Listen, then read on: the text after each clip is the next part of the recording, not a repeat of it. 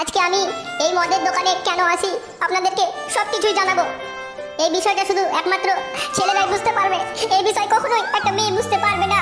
কারণ হচ্ছে যে যখন বিয়ে করেছিলাম তখন একটা কোনো ভাই একটা কোনো দাদা আমাকে এসে একবারের জন্য বলেনি যে ভাই তুই বিয়ে করিস না, বিয়ে করে একটুও শান্তি থাকতে পারবি না, 0% শান্তি থাকতে পারবি না, হয়তো বউয়ের কাছে ভালো হবি আর না হলে মায়ের কাছে খারাপ হবি। আর আমার জীবনে একই রকমই লেগেই আছে, কোনো সময় মায়ের কাছে ভালো, কোনো সময় বউয়ের কাছে ভালো। বউয়ের জন্য খাবার নিয়ে আসলে বউয়ের কাছে খুব ভালো, যদি মায়ের জন্য খাবার নিয়ে না যায় তাহলে মায়ের কাছে খুব খারাপ। কিন্তু মা এটা কখনো বলে না, খুব ভালো করেছিস রে ছেলে, তোর বউয়ের জন্য খাবার নিয়ে এসেছি, খুব ভালো করেছিস। কিন্তু বউরা আবার এমন এক জিনিস যে হয়তো ভুল ক্ষেত্রে মায়ের জন্য নিয়ে আসেনি, শুধু বউয়ের জন্যই নিয়ে এসেছি। কিন্তু বউয়ের এই উচিতটা হচ্ছে না যে খাবার যেটুকু নিয়ে এসছে আমরা শ্বশুর শাশুড়ি মিলেই না হলে খাই, এই জ্ঞানটা বউয়ের ভিতরে আসছে না গো। আর আমাদের ছেলেদের মতো দুঃখের কথা কি বলবো, সকাল থেকে নিয়ে রাত 8টা পর্যন্ত যত টাকা ইনকাম করি, যত টাকা রোজগার করি, সম্পূর্ণ সংসারে খরচ করি, একটা টাকাও নিজের জন্য রাখি না। হয়তো বিড়ি সিগারেট 2-4 টাকার খাই, বাকি টাকা সম্পূর্ণ সংসারে খরচ করি, সারা বছর সংসারে খরচ করি। সেই সারা বছর খরচ করার পর কোনো 2-1টা দিন যদি বউয়ের জন্য কিছু না নিয়ে আসি, সংসারে যদি একটু অভাব পড়ে যায়, তাহলে বউ বাচ্চা সবাই বলে আমার বাবাটা বোকাচোদা, আমার স্বামীটা বোকাচোদা, আমার জন্য কিছু নিয়ে আসে না, আমাকে কিছু কিনে দেয় না।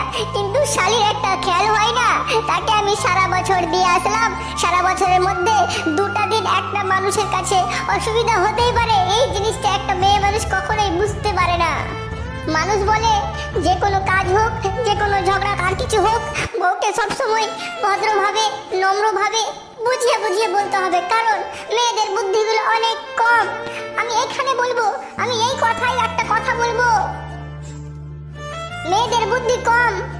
সবাই বলবে মেয়েরাকে সবাই সাপোর্ট করবে, কিন্তু একটা মেয়ে যখন স্বামীকে আঘাত দিবে, স্বামীকে গালাগালি করবে, স্বামীর সঙ্গে অশান্তি করবে, তখন আর কেউ বলতে আসবে না যে তোর বউয়ের বুদ্ধি কম, তোর বউয়ের কোনো বুদ্ধি নেই। তখন একটাই কথা বলবে, তোর বউয়ের সঙ্গে তুই কিভাবে চলছি, তোর বউ কি পাগলা চোদা, তোর বউ তো সবই বুঝতে পারছে, তোর বউ আর কত কষ্ট সহ্য করবে, এই ধরনের কথা।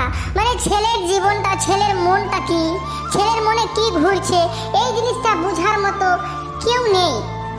আমরা ছেলেরা কখনোই কাঁদতে পারি না, লোককে দেখিয়ে কাঁদতে পারি না, যত কষ্ট থাকে একা অনাহারে বসে আল্লাহর কাছে আমরা বলতে থাকি, গো আল্লাহ তুমি তো সব দেখতে পাচ্ছ মাওলা, প্রত্যেকের হিসাব তুমি এক এক করে দিও মাওলা।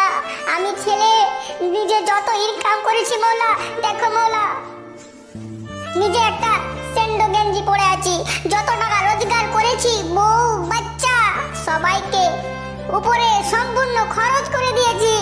আর এখন আমি 10-12 দিন থেকে কাজ কাম করতে পারছি না, মানে টানা 2 বছর কাজ কাম করার পর 10 দিন থেকে আমার কাজে আর মনটা লাগছে না। এখন যদি একটা মেয়ে বছর কোনো কাজ না করে, তাহলে তার বিরুদ্ধে কেউ কোনো কথা বলার নেই। আর একটা ছেলে যখন 10 দিন কাজ না করে বাড়িতে বসে আছে, তখন বউ বলবে এই মাদ্ধালোক বাড়িতে বসে খালি ঘোড়ার মতো ডিম পাচ্ছে আর একদম পেট ভুটি মোটা করে খাচ্ছে, বাইরে বেরোলে বাইরের লোকজনরা বলে কিরে অমুকের ছেলে তো খালি বাড়িতে ঘুরেই বেড়াইছে। শেষের দিকে একটা সত্য কথা বলতে চাই, ছেলেদেরকে কেউ কোনোদিন বুঝতে পারেনি আর ছেলেদেরকে কেউ কোনোদিন বুঝতে পারবেও না। ছেলেরা, আমি বলে দিচ্ছি, ছেলে মানে একটা থম, ছেলে মানে একটা থম, ছেলে মানে একটা লোহা, ছেলে মানে একটা পাথর। এই পরিপ্রেক্ষিতে আমি ছেলেদের একটাই মেসেজ দিতে চাই, ও ভাইরা তোমরা আগে প্রতিষ্ঠিত হও, বিয়ের দিকে যেও না, বিয়ে করা মানে এক পালা ভর্তি গুয়ের উপরে পা দেওয়া। ভালো থাকবেন সবাই, সুস্থ থাকবেন, আর আমি চেষ্টা করবো আল্লাহর রহমতে সুস্থ থাকার। Thank you so much.